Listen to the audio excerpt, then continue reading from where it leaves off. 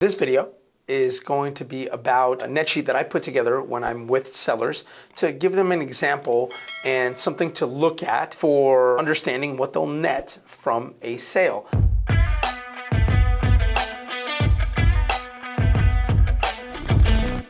Hi, my name is Joe Polyak, local San Francisco Bay Area real estate agent with Rise Homes, and I make videos like this for people like you who might be thinking about buying or selling real estate. A lot of this depends on their tax rates and how much taxes they're going to be liable for paying on the sale of their home.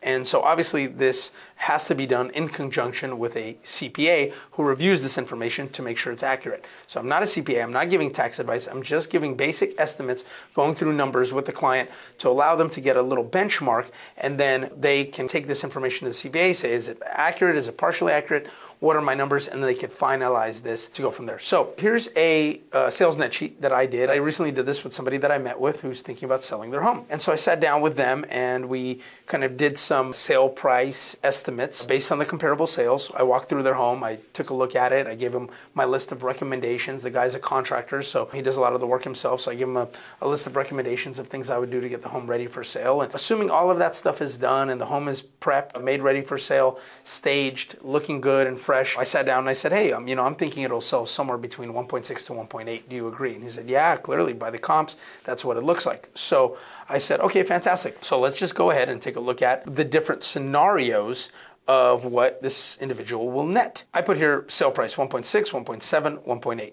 Commission 5%. This home was in the city of San Mateo, which is one of the few cities in San Mateo County, actually pretty much the only one aside from Hillsborough, that has a city transfer tax. This includes city and county transfer tax, so that's what makes this a little bit higher. So we put a city and county transfer tax. I put them together as one, even though they are two separate line items. Put a line item for inspection reports, any miscellaneous closing costs that I didn't think about. The buyer generally pays for escrow, title charges, but there are some other like miscellaneous little notary fees and other things that I'm not thinking about that I put a cushion of $2,000. Here's sales prep costs. So, this can often change drastically. Sometimes we put in, $50,000, maybe even $100,000 plus into a property to get it made ready for sale. So I have to make a net sheet with that information in there as well. But for this purpose, the house was in pretty good shape, and he just, was going to do some touch-up paint and some other little things.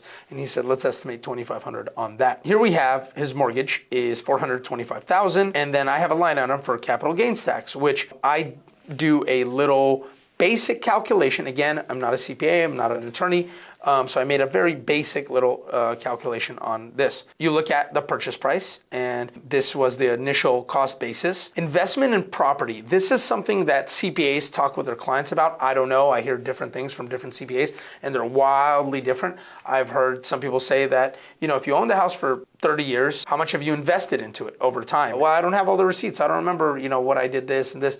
Okay, let's make a reasonable estimate for that. I've heard some accountants say you can't use any of that. It's zero.